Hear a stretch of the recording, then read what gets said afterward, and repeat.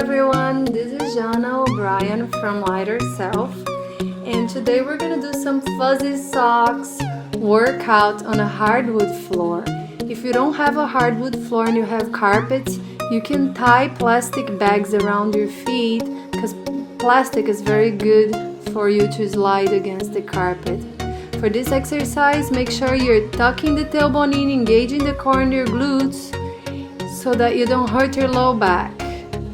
And if you can't do two legs, just keep doing one leg at a time because that's easier. I like to push my elbows against the floor because that makes it a little bit easier.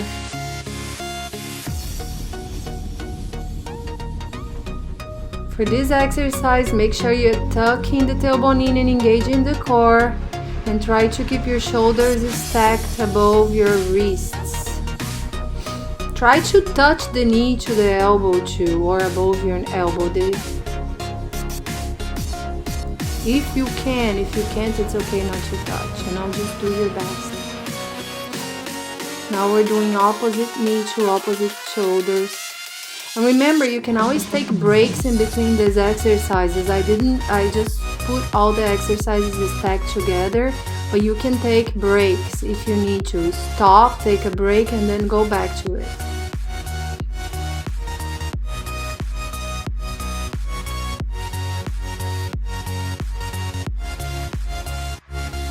This exercise is very good for the lower part of your core and for the shoulder stabilizers.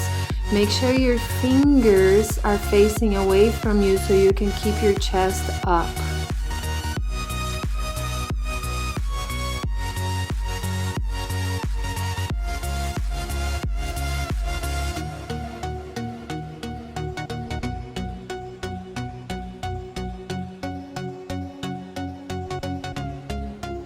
This exercise is very good for your glutes and your quads. Make sure you're pushing the floor with all four corners of the foot that's not moving.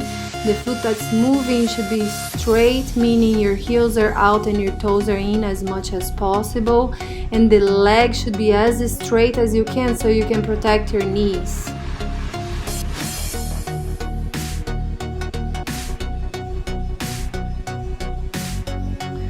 Remember, the knee of the leg that's bending should be aligned with the second and third toe, so don't let that knee cave in or move too far out. And the leg that's sliding is straight, so your kneecap should be coming up on that leg. Engage your quads as much as you can on that leg.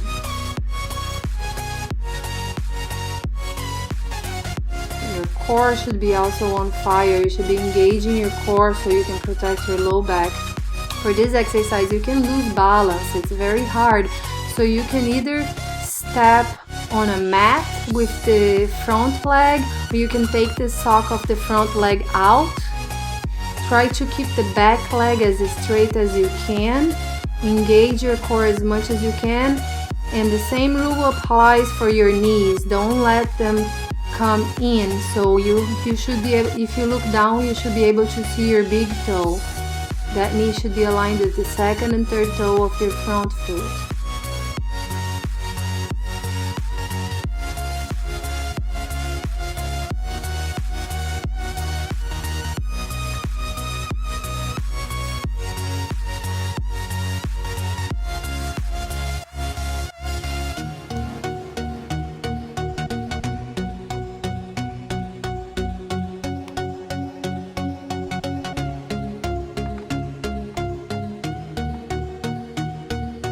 This one, you're tucking the tailbone in and the core just like in a plank. Your elbows are stacked above your wrists and your shoulders, and your elbows bend at a 45 degree to 60 degree angles, not at a 90 degrees. You want to try not to cause any shoulder impingements there.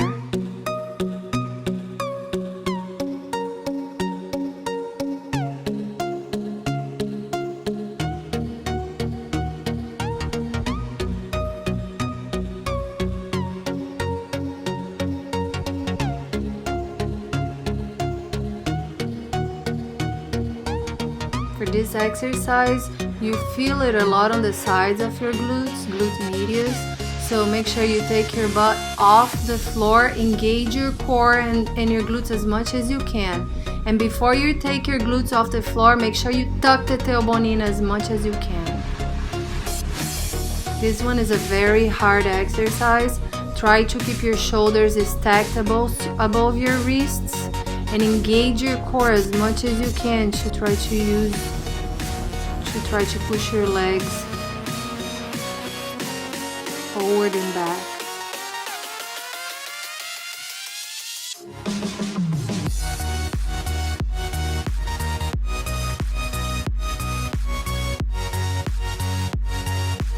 So every time you come forward, you tuck the tailbone in and squeeze everything, and when you go backwards, you're coming back into plank and squeezing everything in plank. For this one, your shoulders are stacked above your wrists, you're engaging your core.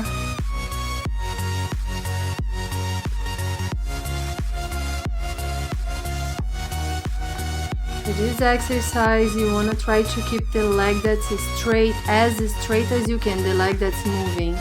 So when you extend the leg, really try to engage your quads by bringing the kneecaps up of that leg. And try to keep pointing your toes up towards the ceiling and push the heels against the floor as much as you can. Again, your core and glutes are super engaged. And you can hold onto the mat to help you a little bit.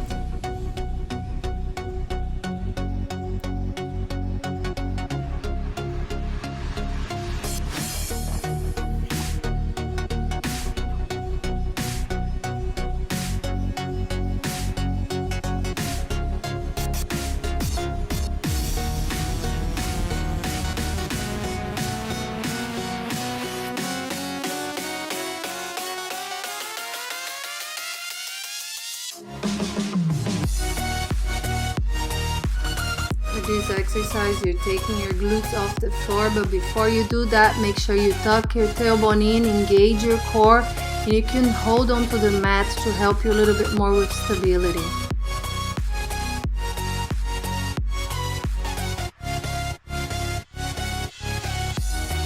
Try to keep your shoulders stacked above your wrists, and your hips are going to be as leveled as possible as you're doing this.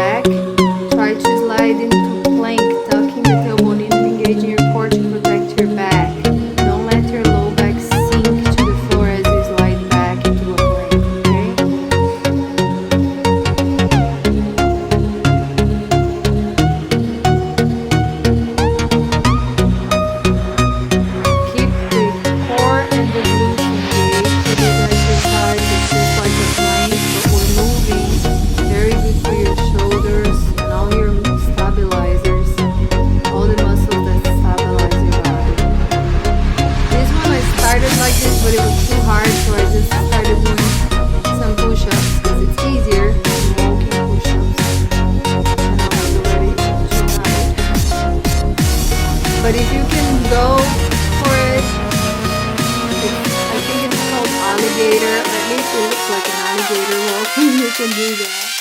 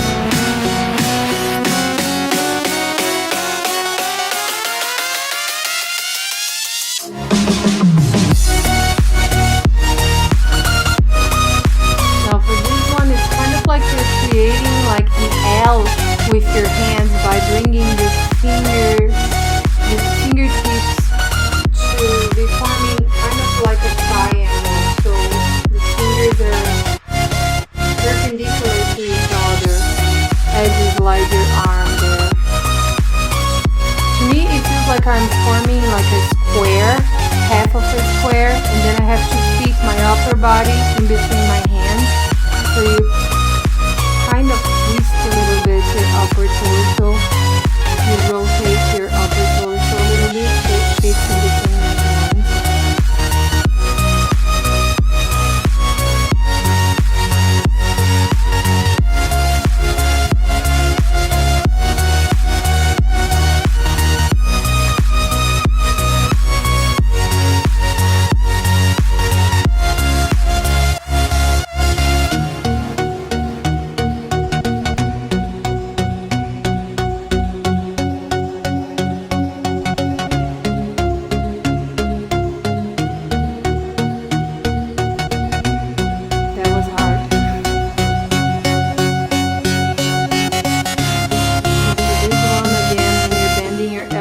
About 45 to 60 degree angles away from your body. Your shoulders are stacked above your wrists, and you're engaging your core and your glutes as much as you can. This is a hard one.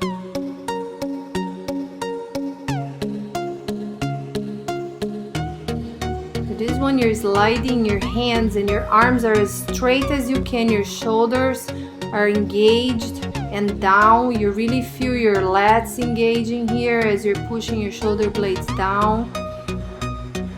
You're looking down so you can have a straight alignment between your neck, shoulders, and hips. And you're engaging your core and trying to keep your knees as close to the floor as you can so you can feel the burn on your quads. This is just a harder version of that one, so you're just jumping for this one and engaging your core as much as you can as you jump.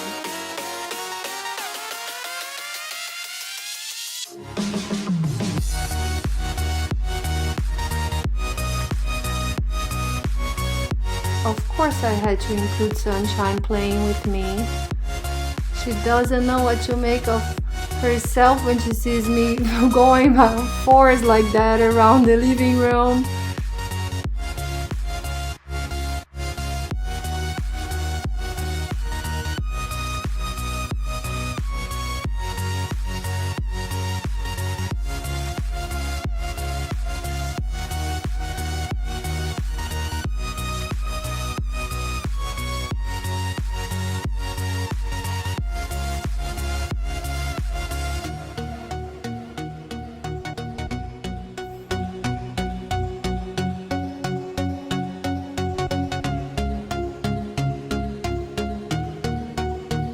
That's it. I hope you like it. Have fun.